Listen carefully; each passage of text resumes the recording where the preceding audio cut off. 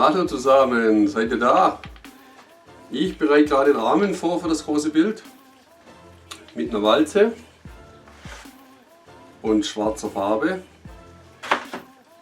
Was ich dazu nehme, im Prinzip diese Gocha, Solo Gocha von Triton, schwarz, weil die schön flüssig ist schon im Vorfeld und da brauche ich nichts verdünnen, kann ich so streichen. Und mir geht es halt darum, dass ich einen 100% schwarzen Rand dann auch habe, weil das ist ein Bild, passt mal auf, das kennt ihr. Ja, jetzt zeigt das natürlich, sonst bekomme ich schwarze Hände. Ah, ihr seht es nachher. Es ist übrigens 140 auf 70 cm. Wusste ich letztes Mal nicht mehr richtig. Gut, da es hier etwas immer eng ist, ich kann jetzt nicht mehr so viel rumwursteln. Aber lasst uns einfach dann mich das fertig machen und dann zeige ich euch, wie ich das Bild mache. Okay, also wie gesagt, das ist ja das schwarze Bild, wo ich mit Gold, Kupfer, wahrscheinlich auch noch Silber. Ich habe mal überlegt, ob ich diese Pearl Acryl nehme noch, weil die kommen auf schwarzen, die schimmern dann etwas. Da muss ich mal schauen. Also es wird schon interessant. Ach, übrigens, von letztes Mal spiegelt hier etwas. Also so schlecht nicht, finde ich. Na, im Endeffekt. Aber lassen wir uns überraschen und ich lasse mir auch noch was einfallen. Also bis gleich.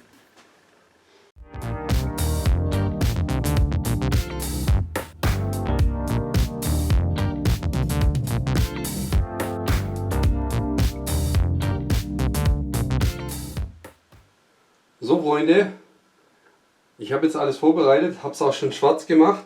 Was ihr hier seht, und zwar habe ich mir das verteilt hier mit den Handschuhen. Aber ich merke gerade, es wird schon richtig dick. Und zwar aus diesem Grund, weil ich das aus der Mitte noch etwas rausgeholt habe, die Farbe.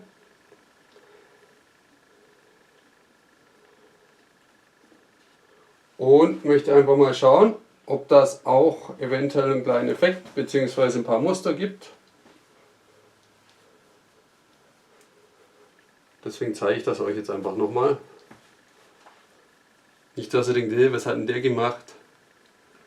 Aber ich merke schon, ich habe mir etwas Zeit gelassen, obwohl es eher recht kühl ist.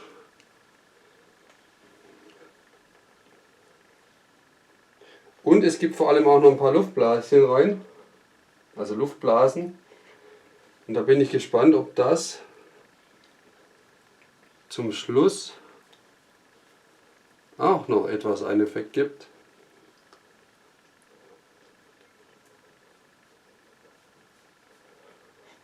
Ihr wisst ja, ich experimentiere gern. Und das mache ich jetzt nämlich auch wieder. Wie gesagt, die Ränder habe ich ja schwarz gemacht, oder vorgestrichen, damit alles im Prinzip auch schon schön schwarz ist an den Kanten und ich da nicht noch aufpassen muss.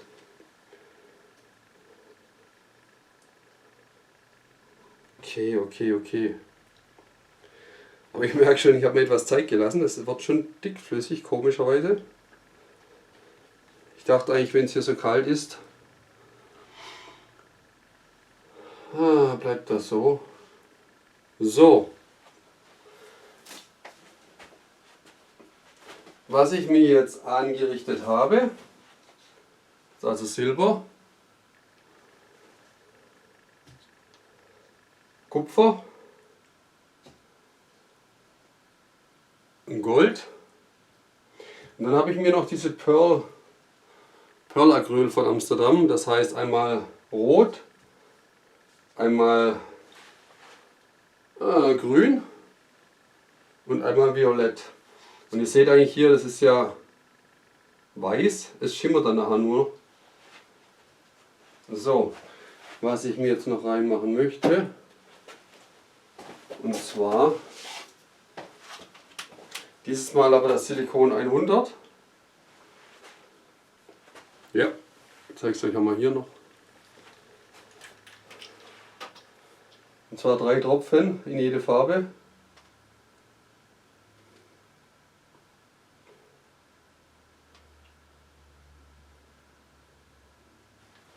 Also das dünne Silikon dieses Mal. Weil dann habe ich auch einen besseren Verlauf eigentlich. Jetzt rühren wir das Ganze nochmal um. Schau ich mal, die sind etwas nachgelegt. Aber ist okay. Und ihr wisst ja doch, das Silikon liegt es ja auch nochmal etwas nach.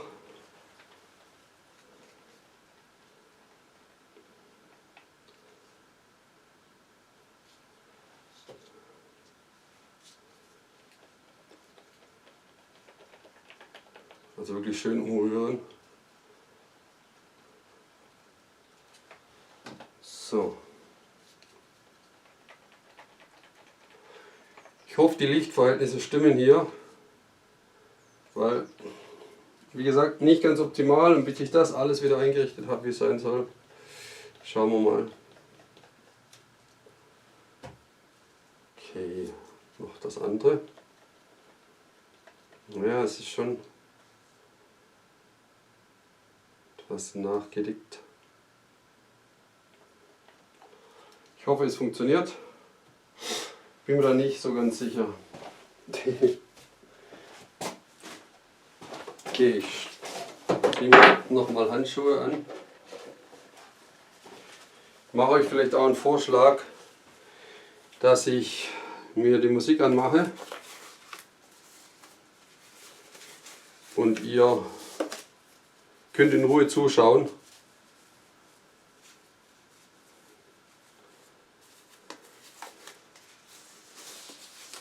Ich werde mir jetzt im Prinzip 1, 2, 3 Punkte setzen, das reicht vollkommen aus. Und die werde ich so auseinanderziehen. Die, wo meinen Kanal schon länger verfolgen, ich hatte das schon mal gemacht mit Kupfer, Silber und glaube auch Gold. Das ist so mein Vorhaben. Also ich möchte es nicht so verlaufen lassen, wie ich es angedeutet habe. Aber gut, jetzt fangen wir einfach mal an.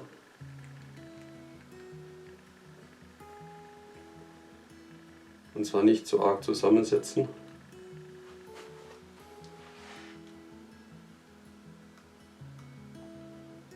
Da werde ich wahrscheinlich nicht die Mitte getroffen haben. Ich sehe es schon hier. Aber es muss ja nicht alles symmetrisch sein. Ich mache jetzt Kupfer drauf.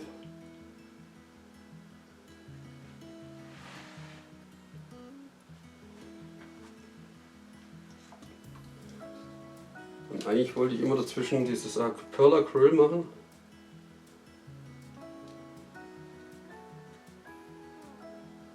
Hatte ich mir vorgenommen. Aber so ist halt im Eifer des Gefechts. So, was haben wir noch? Jetzt mache ich wieder mal Gold.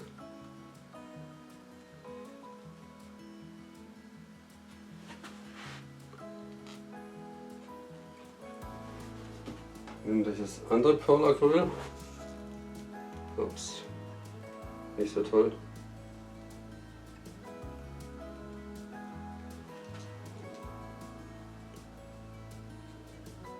Ja, das ist etwas dünnflüssiger.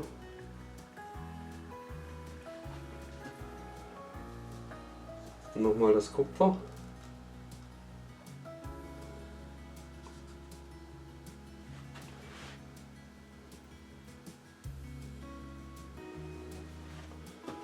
Jetzt noch dieses, Leute, seht ihr, Silber habe ich vergessen, kommt aber jetzt.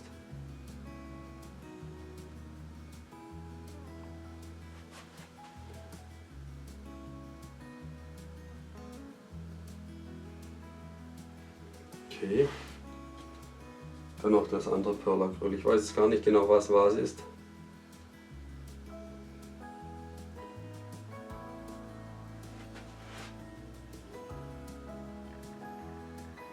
So, denken wir für den Kontrast nochmal Kupfer, sonst ist es zu hell. und würde gerne nochmal Gold dazu setzen.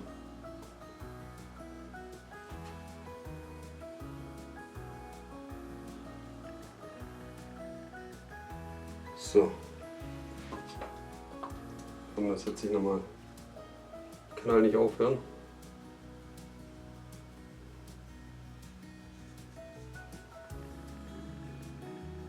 Okay. Ich denke mal, das reicht schon. Ich würde es kurz mal erhitzen. Nur leicht.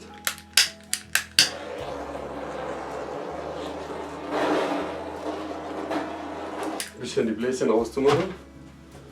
So. Und jetzt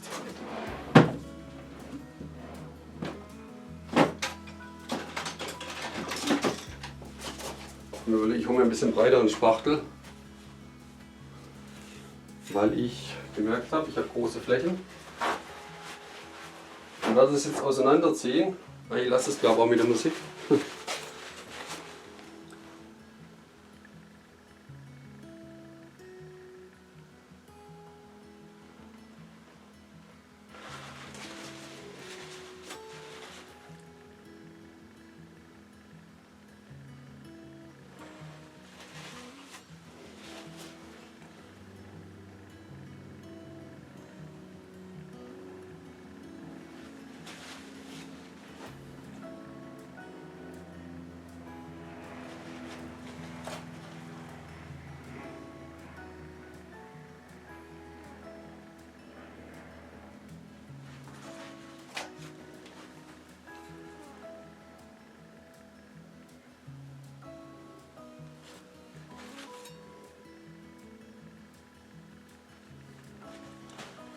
So,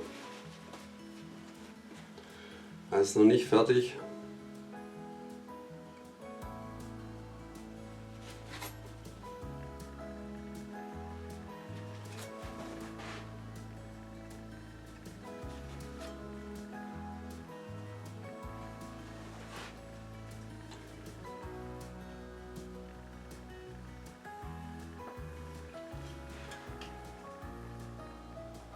Habe ich da getoppt? Das ist nicht gut.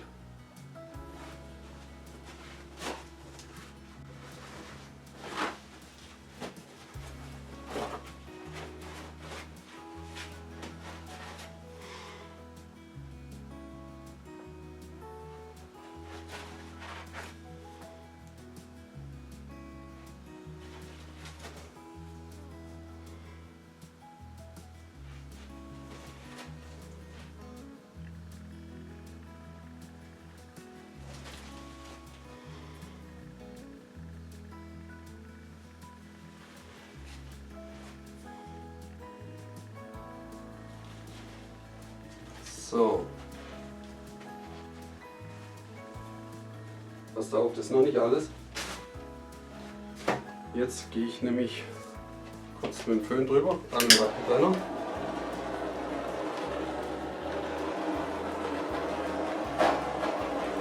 Da habe ich ein paar Tropfen gemacht.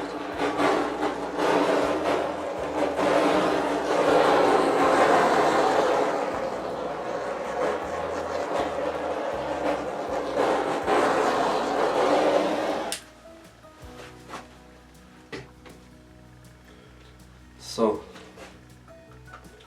nehme ich mir nämlich das Kupfer.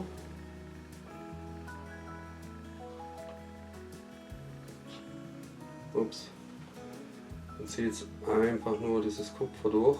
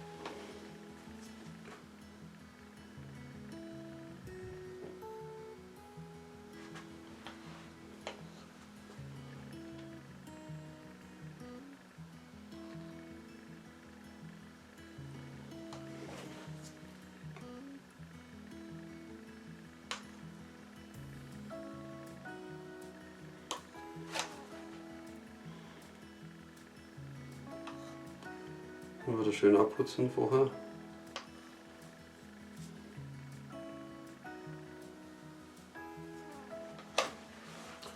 So, mit rechts.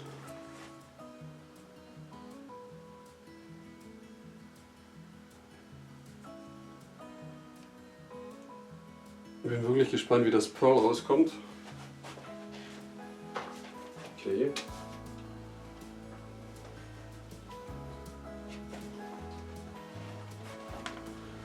Machen wir nochmal das Gold.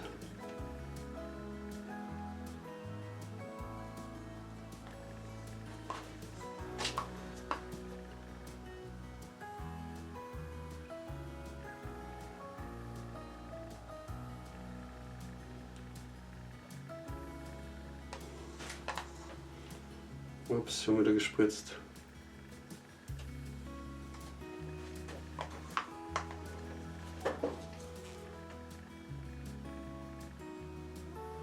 Das mit dem Schwarz finde ich gar nicht so schlecht zwischendurch. Weil im Prinzip das ja dann auch noch einen schönen Kontrast gibt.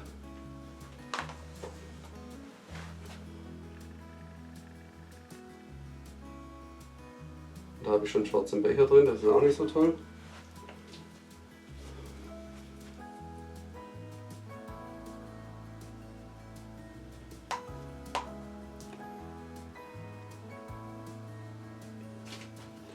Das hat ja schon wieder getropft. Hey, der Bimbam.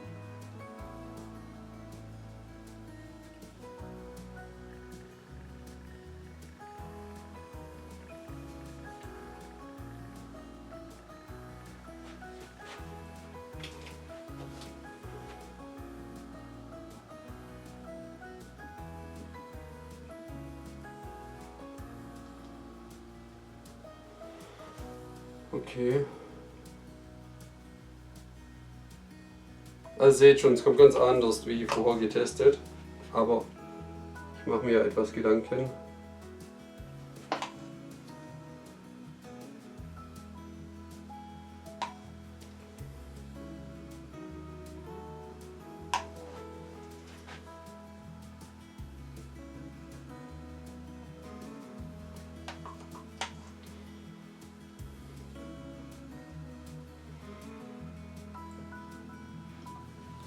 Und ehrlich gesagt, bei mir ist mehr oder weniger mal alles spontan. So, jetzt würde ich gerne nochmal Silber.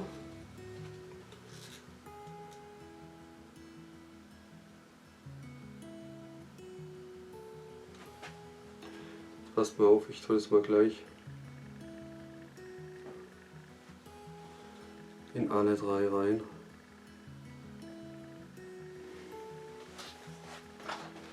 Weil dann kann ich mir nämlich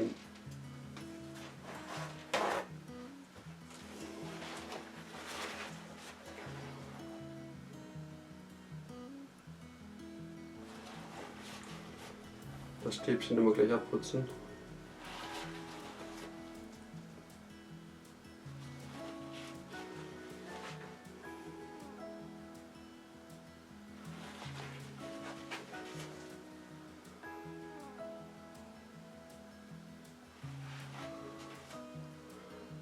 Ja, da ist der Untergrund hoch, nicht gut.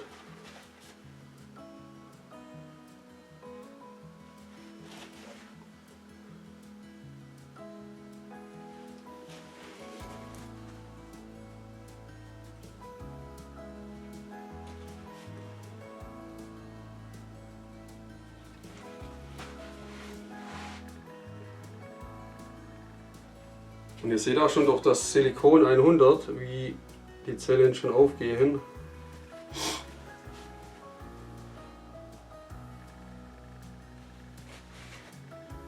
So, das ist okay.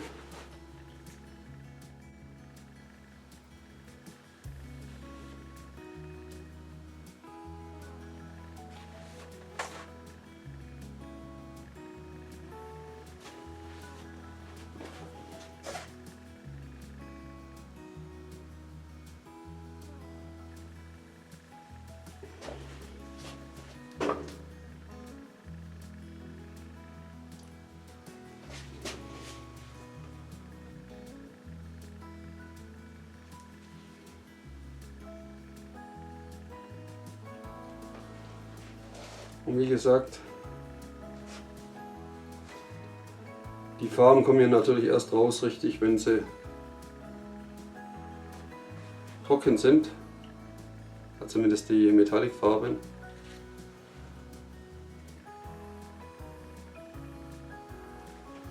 Okay. Da kann ich eins machen. Nehmen wir nochmal die schwarzen Becher.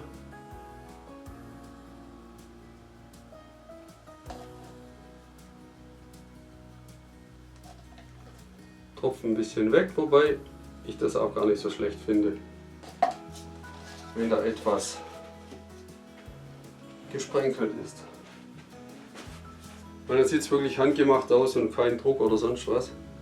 So, und jetzt würde ich mal richtig mit dem Heißluftföhn drüber. Zieh mal die Handschuhe aus. Da haben wir das nämlich eigentlich schon.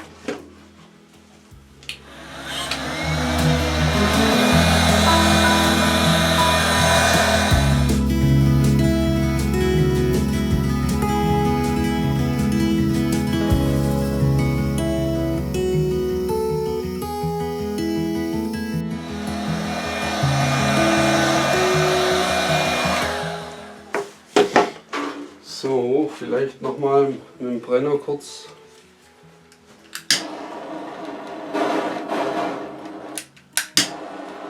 Jetzt fängt doch nicht auch an.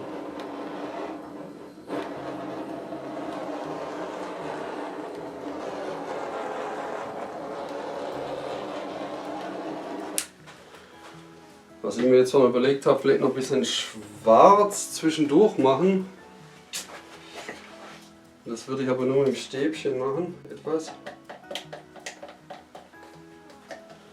Nehme ich mir auf den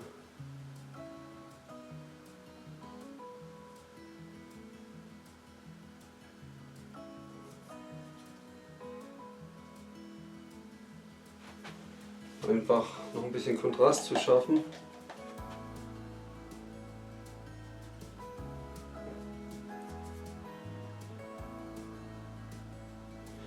An ein paar Stellen, wo mir das noch etwas zu weiß ist oder hell ist, sagen wir es mal so.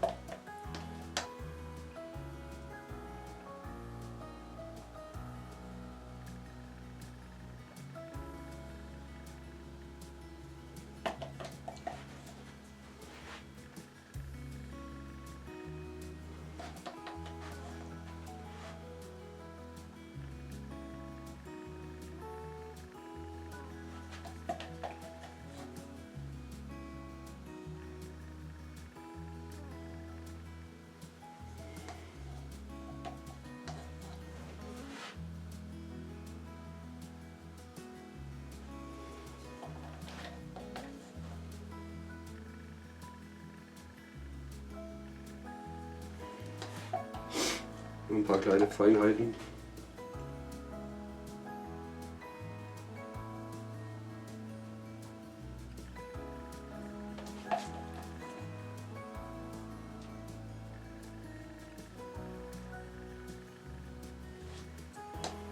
Der war nicht gut.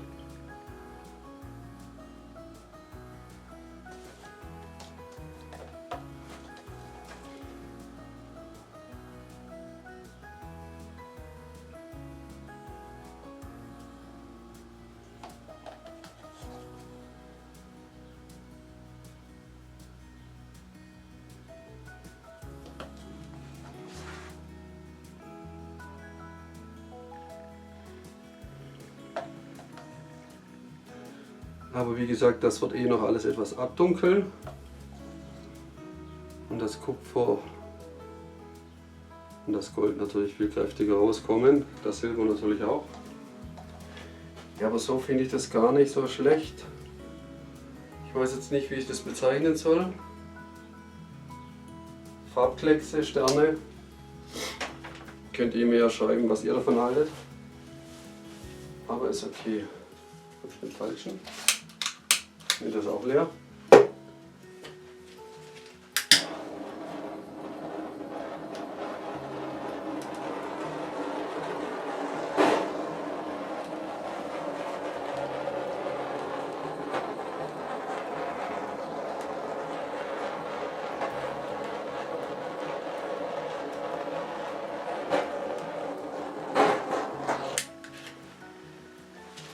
Okay.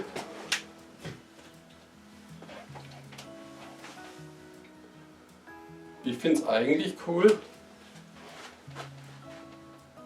Wieder anders, wie gesagt, als gedacht. Aber bei mir ist ja immer so, ich bin da spontan, ich bereite da nichts Großartiges vor, sondern das, was mir in den Kopf kommt. Ich denke mal, bei uns Künstlern ist es eigentlich so, oder? Lang vorplanen geht eh nicht. Man kann es ja ungefähr, aber zumindest bei dieser Technik. Cool! Und ihr seht, ich habe das Board einfach gelassen, nicht geschwenkt und ich lasse es auch so. Ich werde da nichts mehr hin und her schwenken. Man könnte jetzt natürlich es noch etwas anheben, ein bisschen auseinanderziehen, aber man braucht nicht immer das Board schwenken. Cool. Das ist cool, gefällt mir auch gut. Jetzt schauen wir einfach mal, was rauskommt. Würde ich sagen. Und dann lasse ich es nochmal für 10 Minuten einwirken und dann zeige ich es euch wieder von nahem. Okay, dann bis gleich.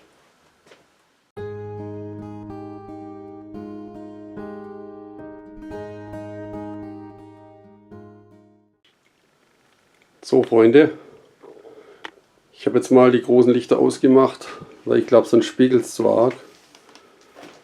Und ich habe die ganze Zeit überlegt, ob ich noch was verändere oder nicht. Aber ich glaube, ich lasse es so. Und auch die Strukturen am Rand, ihr seht es vielleicht hier. Mal sehen, ob die bleiben. Bin ich echt gespannt. Wir testen es einfach. Okay, jetzt zeige ich mal die Bilder, ja genau, die Muster. Das Bild. Ich denke mal, so kann man es besser sehen, wie wenn es blendet. Da geht hier bis raus. Da hört es auf.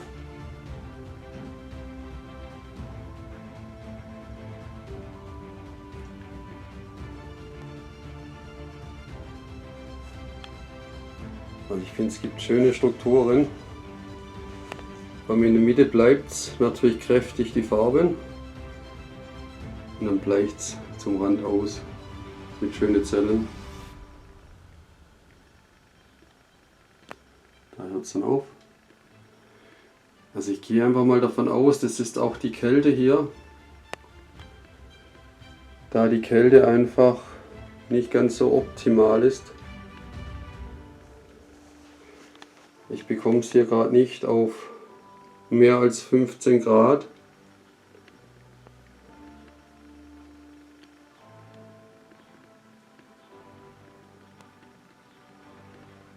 Und das macht meiner Meinung nach schon einen Unterschied aus. Auch einfach vom Verlauf, jetzt auch hier das 100er Silikon. Es verläuft schon, aber eigentlich nicht so, wie ich es kenne. Und bin dann wirklich einmal gespannt auf die Perl Acryl, wie die dann rauskommen, wenn es getrocknet ist. Natürlich bleibt es etwas weiß in der Mitte, wo viel ist, aber am Rand, ob es dann so einen schönen Schimmer gibt. Wir schauen einfach.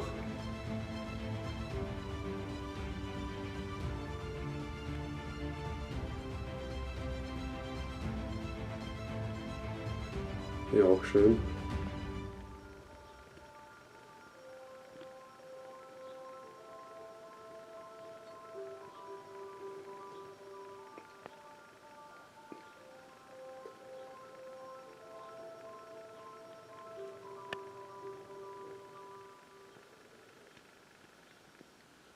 Okay.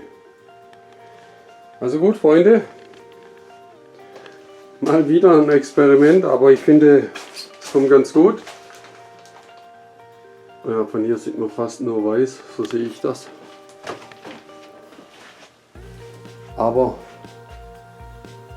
ich zeige es euch natürlich, wenn es getrocknet ist, vielleicht auch wenn es an dieser Wand hängt. Wie gesagt, ich habe eine Wand, die ist schwarz-gold. Und ich dachte mir einfach zu dunkel, also nur Gold und Kupfer ist vielleicht zu wenig für den Kontrast.